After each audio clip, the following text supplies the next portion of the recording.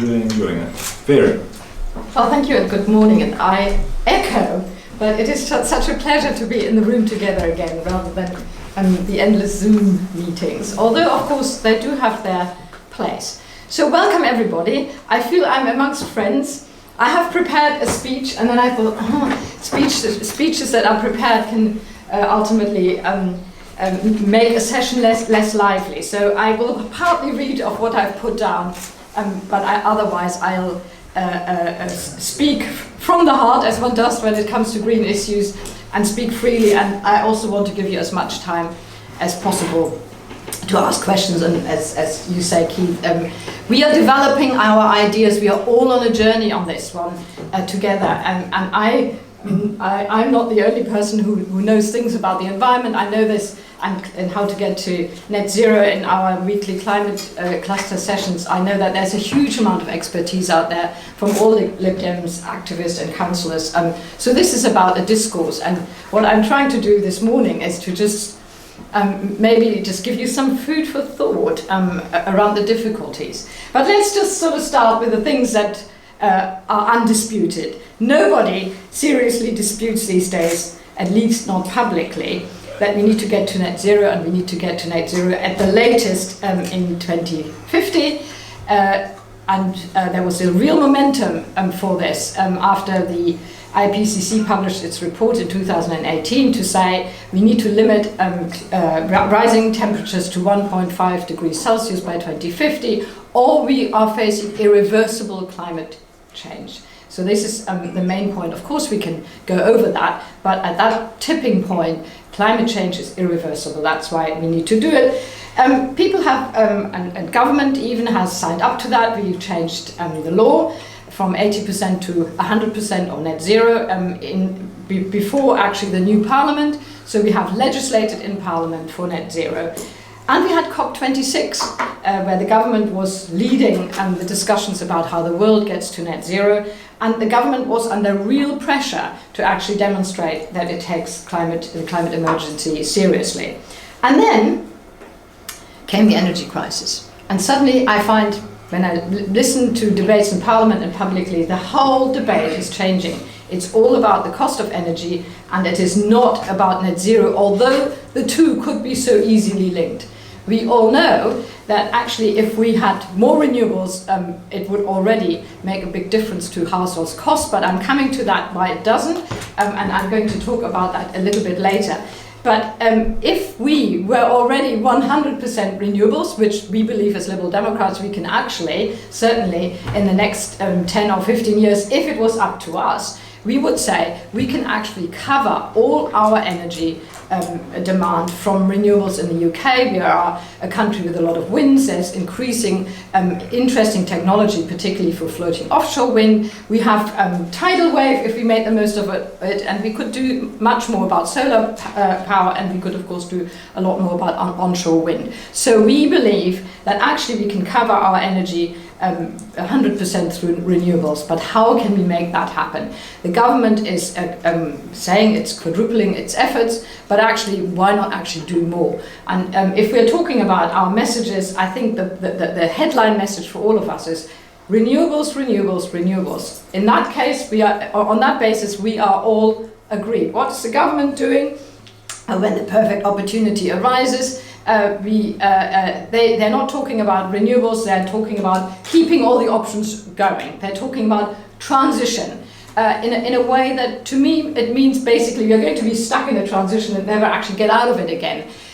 Ultimately, to slowly but surely prepare us that we are not going to get to net zero by 2050. And watch out for that. The government is increasingly changing the argument towards like, oh, let's just see whether we can actually manage temperature rises that go over 1.5%. So for us, the message has to be 1.5 degrees Celsius or irreversible climate change, and that has massive global implications. So let's not allow ourselves to be diverted from that message.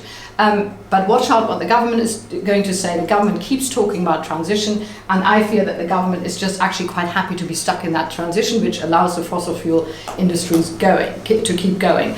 And one of these indications is, for example, when you look at, and finally the government has agreed to a windfall tax on the super profits of the oil and gas giants, but combined actually with tax cuts for those oil and gas companies who are investing in, guess what?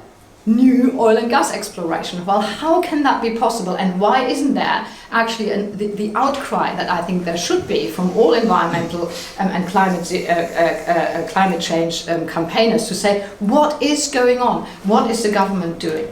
So the government says it is committed to net zero, but actually when you look at the action, it is not. Another thing that I think is very important to mention here is that if you're looking at all the different decisions that need to be made, you know, and the government is clearly wanting to leave it to industry, because it's a conservative party that believes that we don't want state interventions, we want the market and the business basically deal with it all. And that is a big question, is that actually possible? And I will come also later to the argument that I think we probably have to come to the point that the market cannot deliver all of this. Government, we need massive government intervention, and at the bottom of it is A, public engagement, which is not done properly, but B, something that several organizations have called for, including the Committee on Climate Change, and that is a net zero delivery authority. And whether that should sit centrally or possibly even better regionally, which would probably suit us better because we believe in localism and we believe in our locally designed solutions, how we get to net zero. But we need a body that actually thinks through all the different things that need to come together, all the complexities of how we actually deliver net zero. Does the government do anything about that? No, it doesn't. So there are messages that we need to keep repeating. I already said, let's never divert from the commitment to 1.5 degrees Celsius by 2050. Let's say renewables, renewables, renewables. It is no-brainer that the best way of how we can guard soaring household bills is by saving the amount of energy that we actually spend. So our messages, which have been a long time message about retrofitting and insulating our homes, also a new-brainer on which we can all agree. How you deliver that at your local level, we always discuss that in our climate cluster, it is very much up to local solutions, and there are lots of good examples about there. The only problem I have is lots of it is quite fragmented. So we need to look at something which doesn't necessarily suit us so well as Liberal Democrats to sort of coordinate what is actually happening in our regions at least. And I believe regional delivery authorities might be a very good way forward. Individuals can't solve all of this. We are losing time every year and we are not getting anywhere near the limits in temperature rising, and the trajectory is currently very, very difficult. So let's think as liberals of how can we combine our messages of local solutions, of individual decision making, getting people on board, and the market that we ultimately believe in, and combine that with something that actually brings all of that together so we can deliver speedily. For me, that is the most important thing now. We have no luxury now to sort of think and wait until everybody comes behind us. We need to find a way of speeding up the process. And the Tories, absolutely, they're happily sort of toddling along at, let's say, 10 miles an hour, and we need to really get to 70 miles an hour in order to get there by 2050. And I want to just give one example, and I've thought about this while we were driving here in an electric car, by the way, and I can say a lot about that.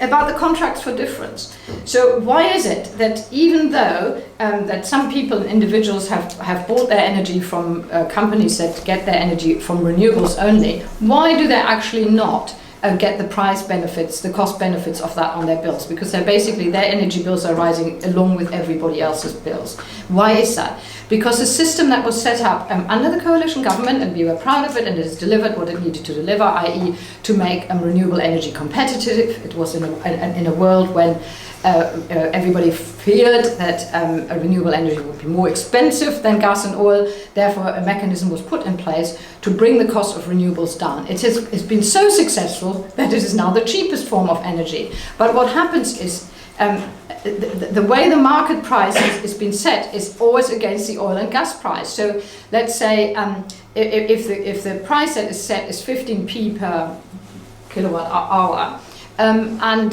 the market price for gas and oil is 10p, then the government would give the renewable energy company 5p back.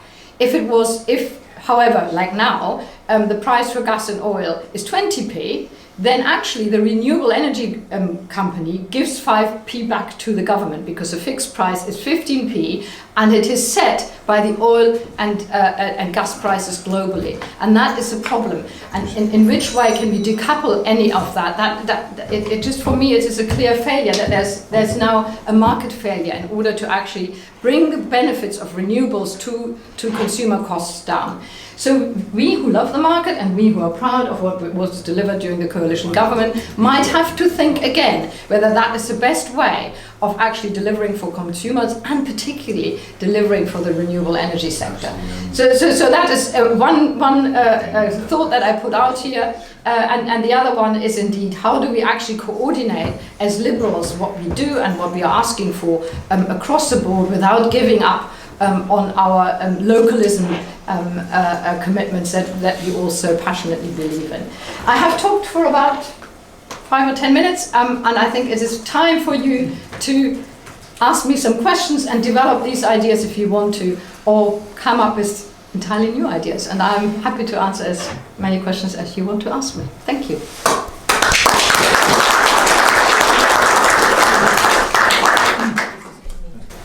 Good question.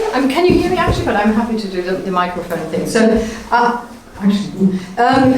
this is more for the benefit of recording and yeah. So absolutely, I think you get to the bottom of the problem that there are heavy lobbies that influence government decision to keep going with the oil and gas industry. And for example, the whole idea around carbon capture and storage to produce blue hydrogen is one of those. Yeah, it allows the oil and gas industry to keep extracting oil and gas, and then say, but we're going to capture that and then put the carbon back into the ground, and then we also get hydrogen as a byproduct.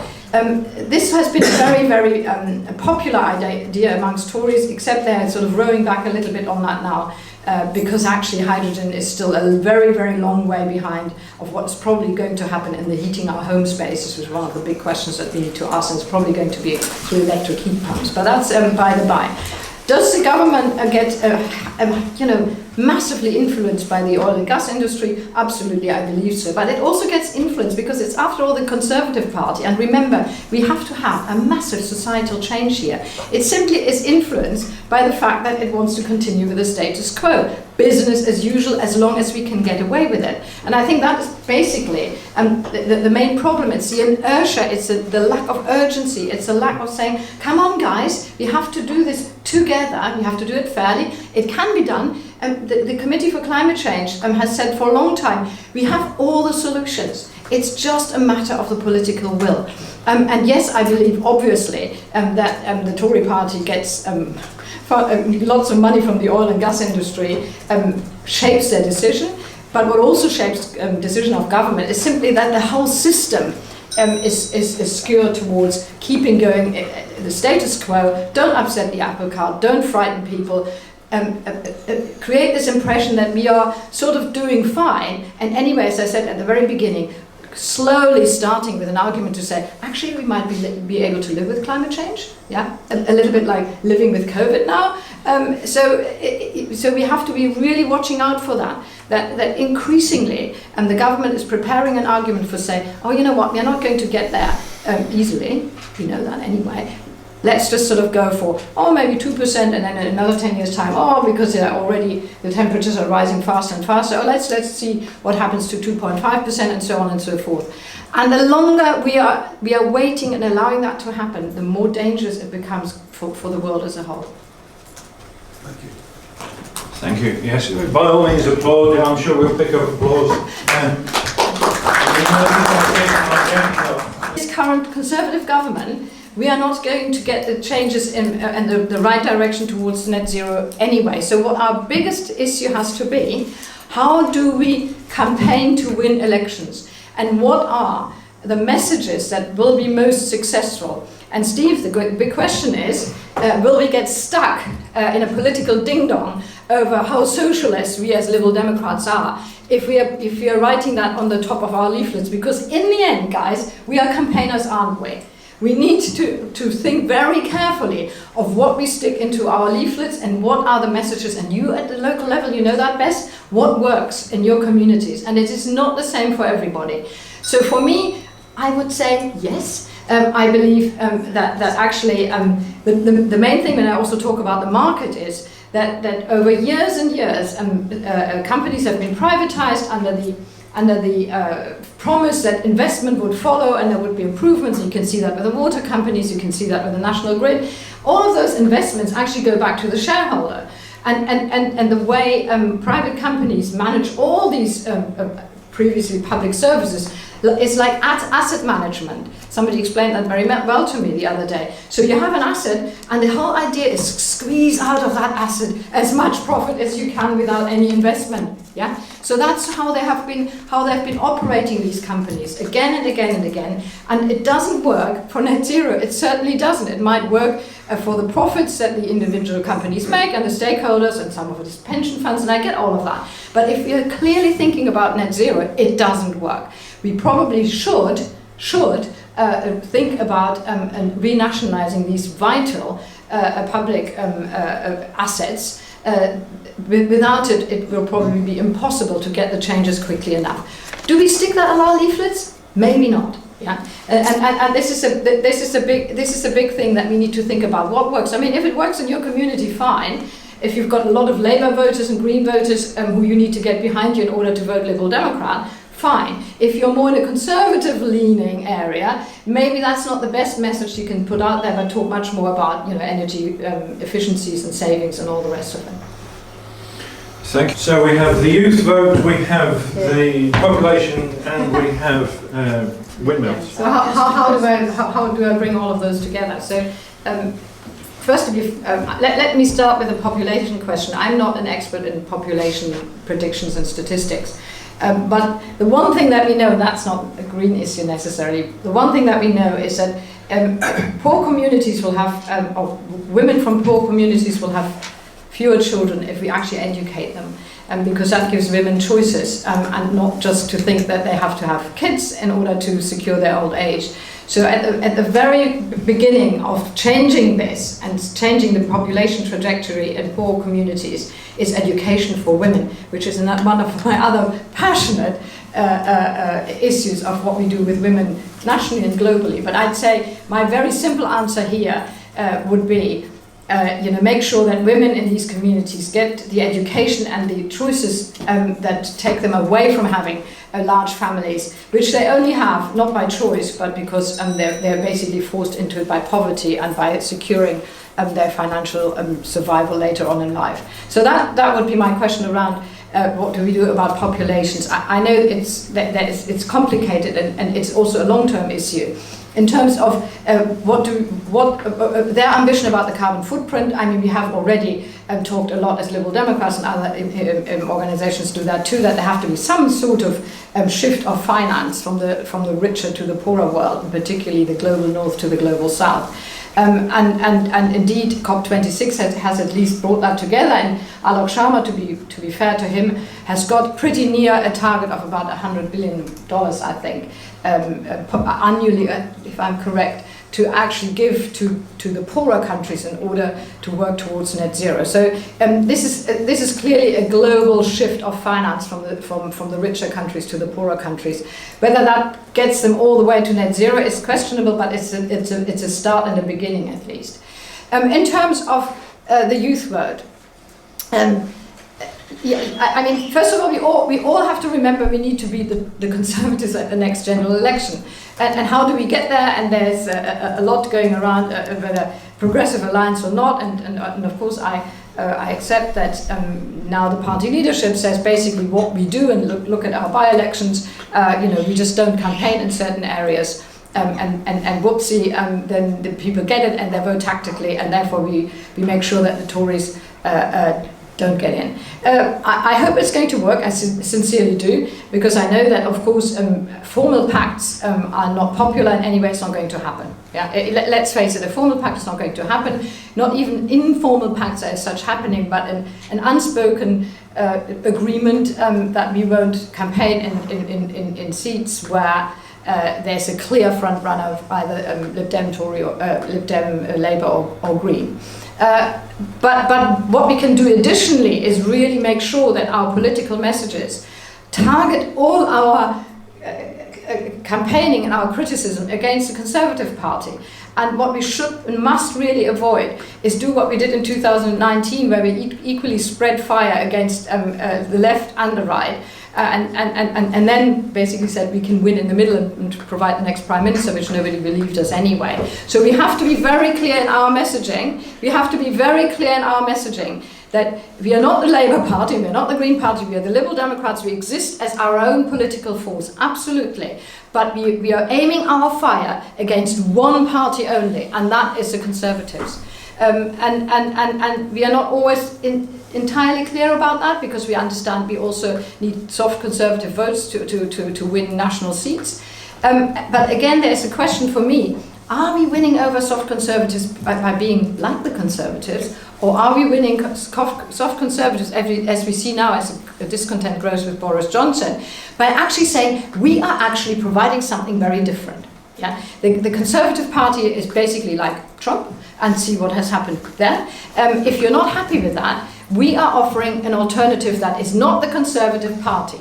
Yeah, because the Conservative Party is this, and we are that. So I think it should be relatively simple to just aim all our fire towards the Conservatives, have similar messages, not the same, but similar messages in how we want to tackle the climate emergency. And therefore, in seats where we need to get Labour and Green voters behind us, people are very clear that we are, in Bath, for example, I am the greenest candidate that is standing in that election, with the possibility to win, yeah, because the other one is just the Conservative one. So that's how I think we should sort of get around that. And when we are talking about the young voters, which are getting increasingly disenfranchised, absolutely. I mean, the environment and net zero are issues that fire up young voters, and they see it's their future that is at peril. To campaign on net zero and the climate emergency and the nature emergency is a popular, very, very popular topic with young voters. The other one, of course, is housing, but I'm not going to talk about housing now. But I'd say housing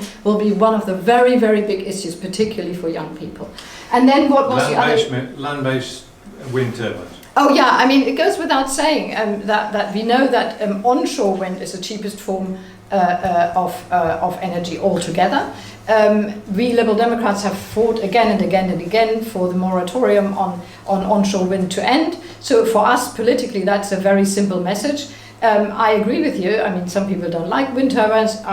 I'm sort of neutral in terms of what it looks like, but our energy has to come from somewhere. Yeah, and that is another thing, to sort of out of sight, out of mind, and yet we're looking at our mobile phones and running all sorts of stuff on electricity and say, but we don't care where that stuff comes from. That is just no longer acceptable. And we say we have to accept that our energy that we use increasingly has to come from somewhere. And yes, if that is something that I can actually see with my eyes, is that a bad thing?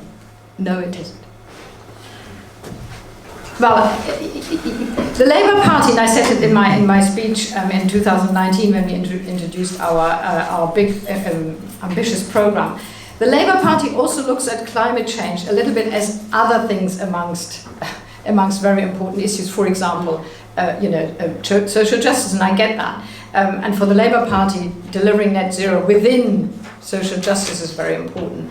And we Liberals obviously have also competing political aims that we always have to sort of combine with the climate emergency. But I think for us it's much easier. And mainly, and that brings me back to the contract for difference question, we are always evidence-based.